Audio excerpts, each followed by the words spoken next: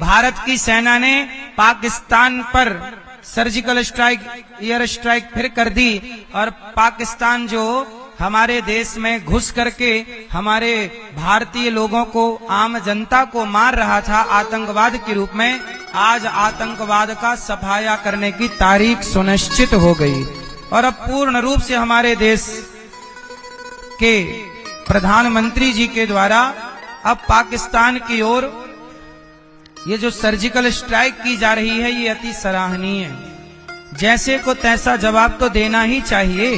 पाकिस्तान अपनी सारी हदें पार कर रहा है तो अब उसे उसकी भाषा में ही समझाना धर्म है। जो जैसे माने उसे वैसे समझाओ, प्यार से माने तो प्यार से, अब मिसाइल से माने तो मिसाइल से, तो समझाना ही पड़ेगा। अब क्या करें? याद रखिएगा, आज तो जंग पाकिस्तान से छिड़ी है, कल को जंग यदि भारत के ही गद्दारों से छिड़ जाएगी तो क्या जीत पाओगे? अपनी छाती पे हाथ रख के बताओ कि कल भारत के भीतर, चलो पाकिस्तान तो बाहर है हमसे, उससे लड़ना आसान है, पर कल को भारत के अपने लोग गद्दारी करेंगे, विधर्मी लोग, तो क्या लड़ पाओगे? अपनी बेटियों को सुरक्षित बचा पाओगे?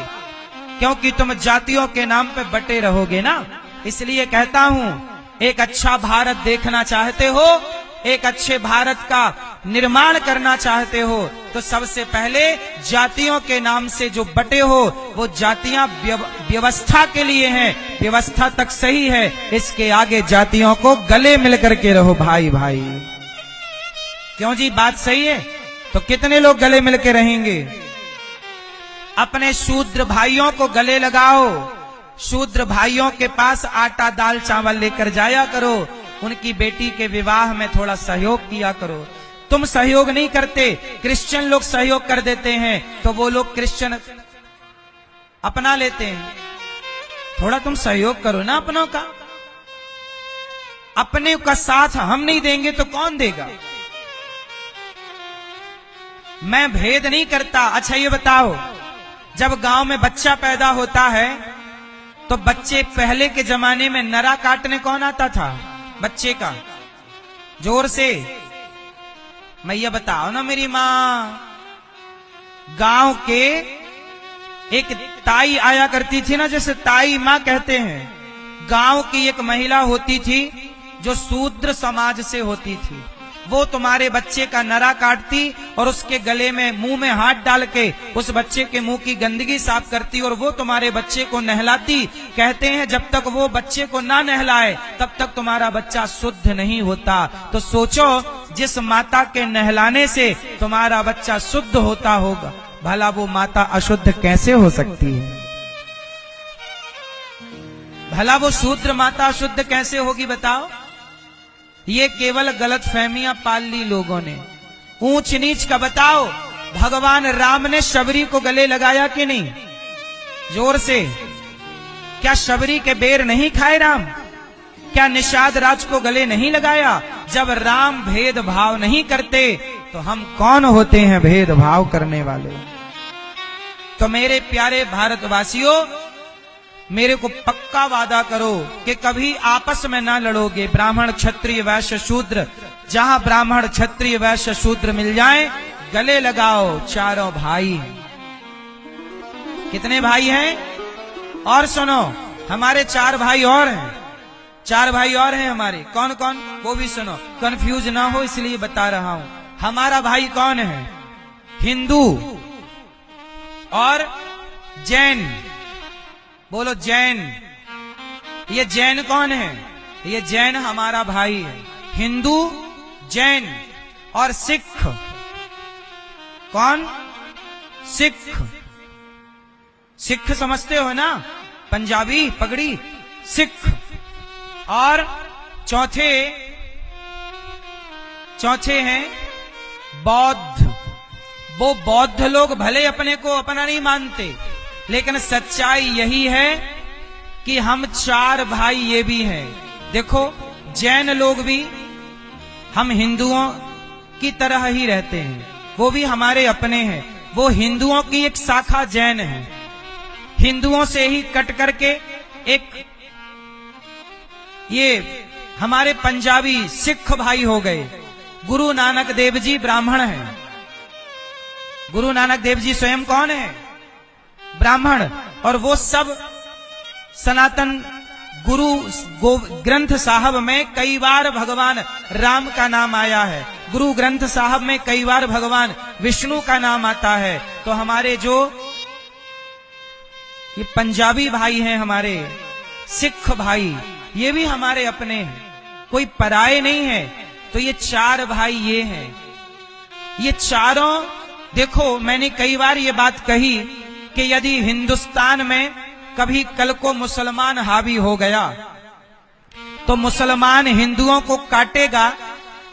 तो जिस दिन मुसलमान हिंदुओं को काटना शुरू करेगा तो क्या जैनों को छोड़ देगा? तो क्या बौद्धों को छोड़ देगा? क्या सिखों को छोड़ देगा? बोलो। जिस दिन मुसलमान, जब कश्मीर से पंडित खदेड़े गए तो उस बीच में वहां जैन यदि था तो जैन भी तो खदेड़ा गया। बौद्ध का घर रहा होगा तो बौद्ध भी तो खदेड़ा गया। और यदि वहां पर कोई हिंदू था तो वो भी खदेड़ा गया।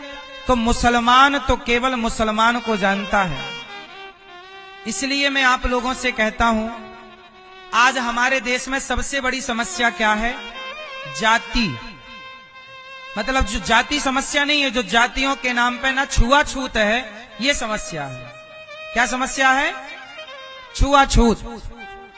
अच्छा बताओ, हमारे देश में एक और बीमारी है जिसे आप लव जिहाद कहते हैं। क्या कहते हैं? लव जिहाद। हमारी बहन बेटियों को प्यार हो जाता है किसी मुस्लिम से, वो बहन बेटियों को ले जा करके दुबई और अन्य देशों में 10 लाख 20 लाख का बेच आते हैं। साल भर में 4-6 लड़कियों को फंसा के बेचे तो उनका तो 1-2 करोड़ का हिसाब हो गया कि नहीं? लड़कियां भी बाजार में बिकती हैं। और लव जिहाद, शादी के नाम पर लड़कियों को प्यार व्यार करके फंसा के, और ये धंधा चल रहा इस देश में। अपनी बेटियों को थोड़ा समझा के रखा करो कि प्यार व्यार के लफड़े में ना पड़े, केवल पढ़ाई करें। पढ़ने के बाद योग्य लड़का देखकर विवाह करो और बड़े प्रेम से, हमारे यहाँ कहते ना, पानी पियो छान के और विवाह करो जान के। विवाह बड़े जान पड़ताल के करना चाहिए, यूं जल्दबाजी में नहीं। आप अपनी बेटियों को सुरक्षित रखें, अपने बच्चों को सुरक्षित रखें। आज की जो हवा है, इस हवा में हम सबको अपने आप को सुरक्षित तो रखना है। और साथ ही मेरा एक भाव है कि मैं अपनी बेटियों को, जब यहाँ गौरी गोपाल स्कूल बनेगा तो मैं बेटियों को, बेटों को पढ़ाऊंगा लिखाऊंगा। इंग्लिश और संस्कृत वो अलग है, लेकिन मैं यहाँ पढ़ने वाले बेटा बेटियों को स्वावलंबी बनाऊंगा।